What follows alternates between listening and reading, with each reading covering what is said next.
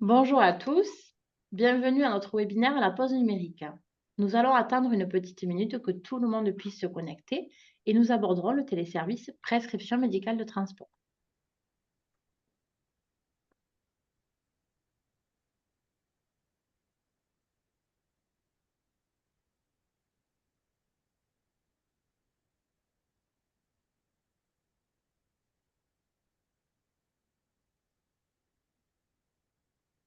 Célia Ariza, déléguée numérique en santé à la CPM de l'Aveyron, et aujourd'hui je suis accompagnée d'Aurore Carsenac, Bonjour. Stéphanie Courtial, Bonjour. également DNS, et de Janine Figueredo, Bonjour. technicienne au service transport. Nous vous remercions d'être présents et nous espérons que le format de présentation vous conviendra. Aujourd'hui, le thème présenté est la prescription médicale de transport dans Amélie Pro. Sachez que ce webinaire est enregistré et que nous vous ferons parvenir le lien du replay d'ici quelques jours. Vous avez la possibilité de poser vos questions directement dans la barre questions-réponses et nous y répondrons à la fin de la présentation pendant le temps d'échange. Dans tous les cas, nous vous ferons parvenir d'ici quelques jours les questions-réponses ainsi que le support de présentation. Je laisse la parole à Aurore. Bonjour à tous, donc Aurore Carsenac. Je vais vous présenter la partie rappel des bonnes pratiques et en suivant, Célia vous présentera le téléservice prescription médicale de transport dans Amélie Pro. À la fin de la présentation, il y aura un temps d'échange et nous vous demanderons votre avis sur le format de ce webinaire via un sondage. Nous commençons avec le rappel des bonnes pratiques. Nous vous rappelons que la prescription médicale, qui n'est pas un bon de transport, est une prescription à part entière. Elle doit être établie avant le transport par le prescripteur des soins, sauf en cas d'urgence médicale, appel du centre 15. Dans le cas des urgences, la prescription peut être remplie a posteriori par un médecin de la structure de soins dans laquelle le patient a été admis. Donc, j'établis une prescription médicale de transport lorsqu'il s'agit d'un trajet inférieur à 150 km et que le patient répond aux critères d'éligibilité de la prise en charge. En revanche, j'établis une demande d'accord préalable dans les situations suivantes. Pour les transports de longue distance, donc c'est-à-dire plus de 150 km aller, les transports en série, donc au moins 4 transports de plus de 50 km aller sur une période de 2 mois au titre d'un même traitement, sauf si ces transports sont en lien avec une ALD. Les transports liés aux soins ou traitement des enfants et adolescents dans les camps sous CMPP ou pour accompagner une personne nécessitant l'assistance d'un tiers. Et enfin, les transports en avion ou bateau de ligne régulière. J'indique à mon patient qu'il doit adresser le volet 1 et 2 au minimum 15 jours avant le transport au service médical de l'assurance maladie. Le cas échéant, il s'expose à un indu. Mon patient conservera le volet 3 pour le remettre au transporteur. Le téléservice est ouvert pour les régimes qui s'affichent sur la présentation. Donc le général et tous les régimes affichés. Pour les autres, le téléservice n'apparaîtra pas lorsque vous identifierez le patient. Petit rappel des situations permettant une prise en charge.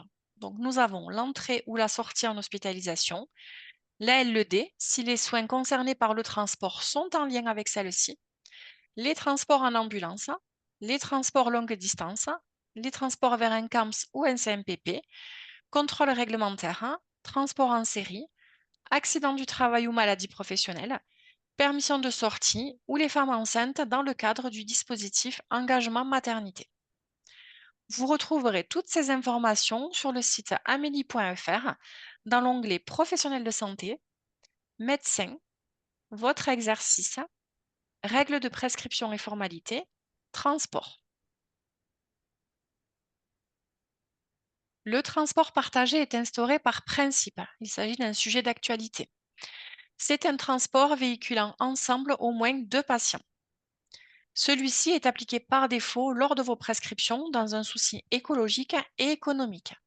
Cependant, si vous estimez que l'état de votre patient est incompatible avec un transport partagé, vous aurez la possibilité de l'indiquer au moyen d'une case à cocher.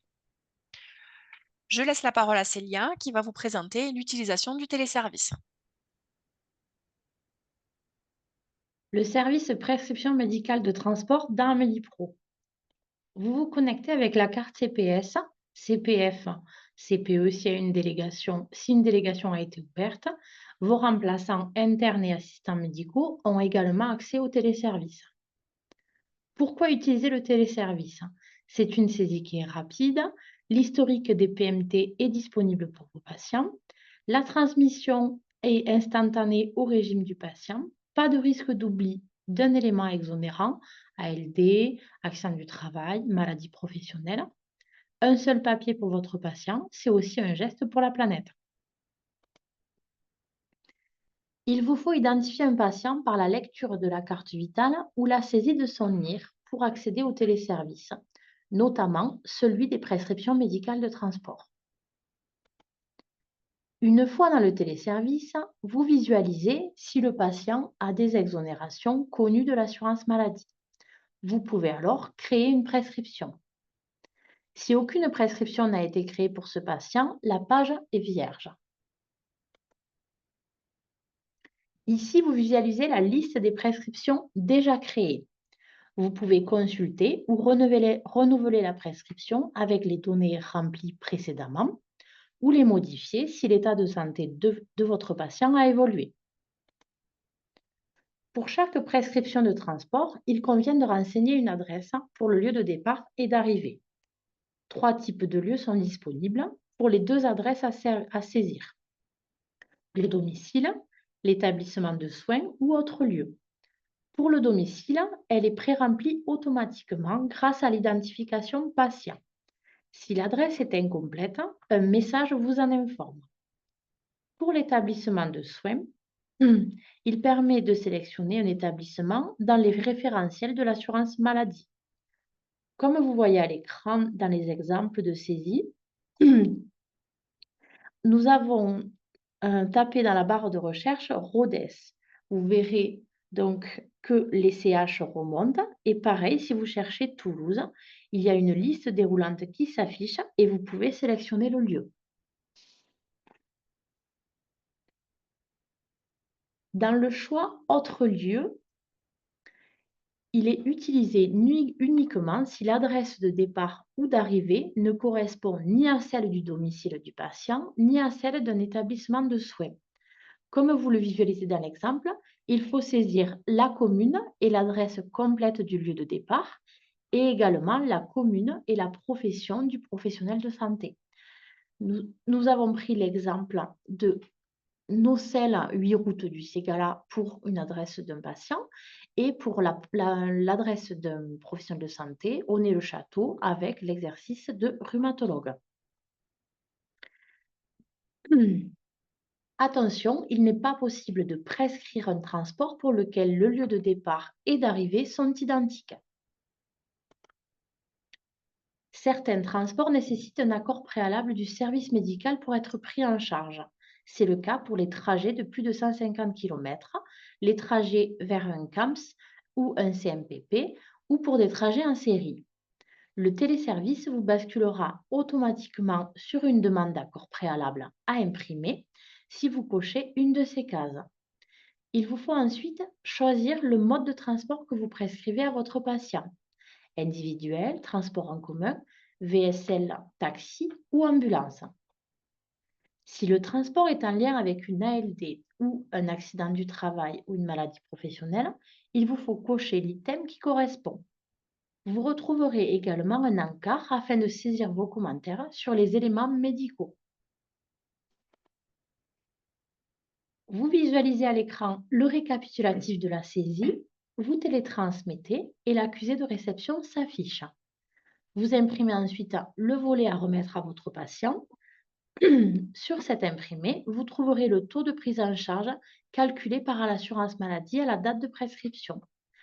Pensez à donner ce taux à votre patient. Vous visualisez ici l'exemplaire à remettre à votre patient. Il devra le donner à son transporteur le jour de la prise en charge. Concernant la demande d'accord préalable, Le formulaire est rempli via le service en ligne. Il convient d'imprimer les 3 volets et de les remettre à votre patient. Votre patient doit envoyer rapidement les volets 1 et 2 au service médical de sa caisse de rattachement, à l'attention du médecin conseil, et il conserve le volet 3 à remettre uniquement à son transporteur. Après le dépôt de la DAP, la caisse de rattachement dispose de 15 jours pour donner son avis. Au-delà, c'est un accord tacite. En cas de refus, la caisse adressera au patient un courrier de notification.